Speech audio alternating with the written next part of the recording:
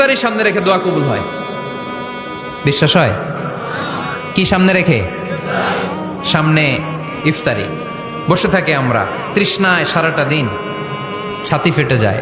আল্লাহ দেখে, দেখতে দেখতে আল্লাহর একটা সফট কর্নার তৈরি হয়। এটাই সুযোগ কাজে লাগানোর, ঠিক কিনা? মুমিন যোগ্য যে কোপ মারে, সময় মতো কাজ করে, ঠিক কিনা? আল্লাহ তখন ফেরেশতাদেরকে জিজ্ঞেস করে, এই ঘটনা কি? খায় না যে? খায় না কেন? আল্লাহ রোজা রাখছে। এগুলো কি? রোয়াবজা, পেঁয়াজ, আলুর চপ, বেগুনি, মুরগির রান খায় না। খায় না কেন? ওরা যে ক্ষুধার্ত, আল্লাহ আপনার ভয়ে। তাই কি চায়? আল্লাহ আপনার কাছে ক্ষমা চায়। ক্ষমা চায়, আল্লাহ রহমতের দরিয়ায় জোশ খেলে যায়। আল্লাহ তখন বলে, আমারে দেখছে নাকি ওরা? ফেরেশতারা বলে, না দেখে নাই। আমার জান্নাত জাহান্নাম দেখেছে? না দেখে নাই। আমারে না দেখে, জান্নাত জাহান্নাম না দেখে আমার এত ভয় করে। যাও, আজকের এই রোজার বিনিময়ে এখন বান্দা যা চাইবে সব কবুল করে নেব।